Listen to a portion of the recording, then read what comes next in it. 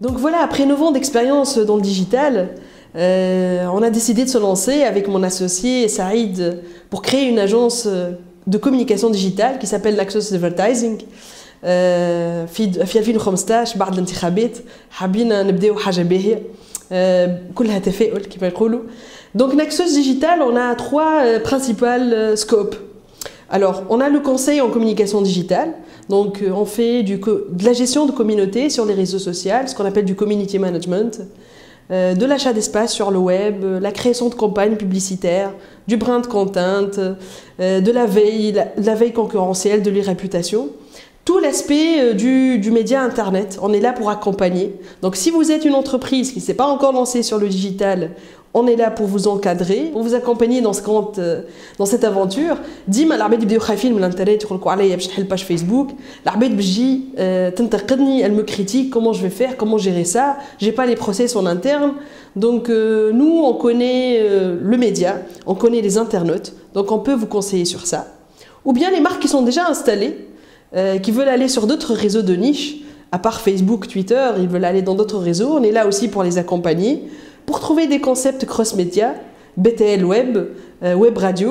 Vous savez aujourd'hui, pour avoir de l'impact, il faut sortir un peu du média Internet. Pour être plus impactant, c'est bien d'avoir des actions qui commencent sur Internet, qui finissent sur le terrain, ou sur le terrain il y a un lien vers Internet.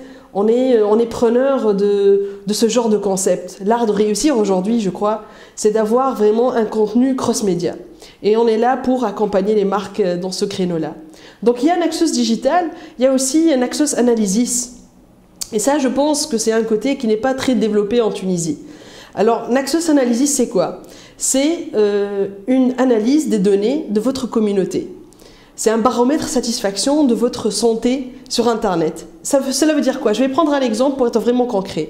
Vous avez une page Facebook de 100 000 fans. Et vous vous dites, j'aimerais bien savoir c'est qui ces fans-là. Quel genre de contenu leur plaît? Est-ce que c'est plus de contenu produit-service ou de l'entertainment? Si c'est de divertissement, quel genre de divertissement? Ces fans-là, est-ce que le fait d'être fan depuis X mois a permis qu'ils soient convertis en clients? Est-ce que ça a influencé leur décision d'achat? Est-ce que le fait d'être fan depuis X temps les a permis de fidéliser des gens de leur entourage? Mieux encore, nous on y va encore plus. C'est-à-dire on ramasse les données clients de ces fans-là. Ces fans, donc leur identifiant client, c'est-à-dire leur numéro de carte fidélité, leur numéro de facture, leur numéro d'abonnement. Donc on ramasse ces données-là, on les croise avec votre outil CRM interne. Donc est-ce que le fan, il est vraiment client? Et s'il est client, quel est son panier moyen de consommation? Et là, ça nous permet d'avoir des résultats intéressants. Si on arrive à avoir des fans Facebook depuis longtemps, et en même temps, en croisant avec votre base de données clients, il s'avère que c'est des clients avec fort panier, là, on a votre club ambassadeur. Là, on a vraiment vos ambassadeurs sur lesquels on peut bâtir un programme. Et cette analyse-là, elle peut être menée aussi sur votre site web, qu'il soit marchand ou non marchand. Donc, on fait ce baromètre-là de satisfaction, mensuel ou trimestriel ou annuel. L'idéal, c'est d'avoir une étude dans le temps pour justement analyser l'évolution des fans et leur comportement. Et aussi un audit sur le travail fait sur la page.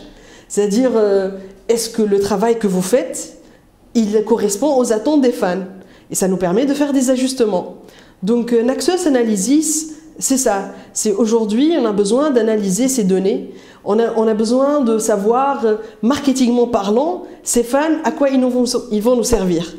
Donc je pense qu'il est temps, pour les enseignes qui ont déjà une base de données clients, comme les hypermarchés, les opérateurs de téléphonie mobile, etc., il est temps pour ces gens-là d'analyser leur base de données clients, Facebook, et les croiser avec la base de clients réelle. Toutes les études montrent que les cadres qui ont entre 28 et 35 ans ont plus de chances, qui ont dépassé la trentaine en tout cas, ont plus de chances de réussir leur projet.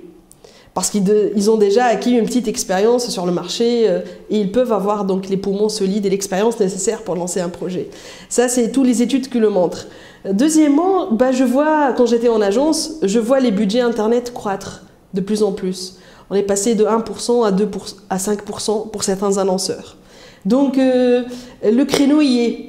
C'est-à-dire, là, au jour d'aujourd'hui, les annonceurs, ils savent que le média Internet est un média héroïste par excellence. tu as un coût de contact ou un coût de vue de 200 millim.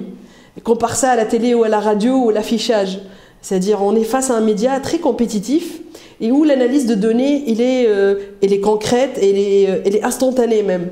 Donc voilà, on a choisi ce moment-là parce que les budgets sont en croissance, parce que le besoin, il croît de plus en plus. Quand je rencontre mes confrères dans des événements, etc., on parle que de ça. Comment développer plus le créneau, comment bien l'investir, comment bâtir toute une stratégie dedans. Et aussi, c'est un test ça c'est pour l'anecdote, j'ai passé le test de management entreprise. Ils ont mis un sorte de test. Est-ce que tu es faite pour être entrepreneur? Donc j'ai fait le test. La réponse c'était, vous êtes en phase de transition. Et je me suis dit, on y va quand même.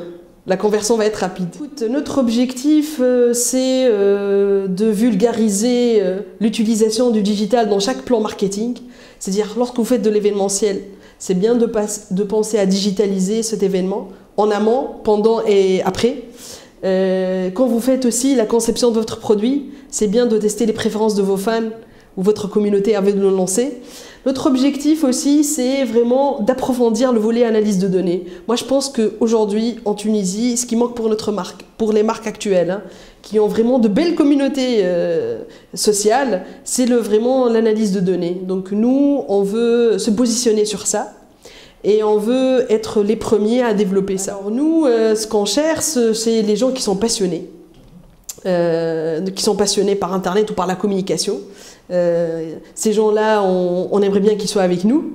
Et aussi les annonceurs qui veulent du sang neuf, qui veulent une autre vision du digital, qui veulent plus d'analyse de données, qu'ils nous appellent, on fera une petite réunion.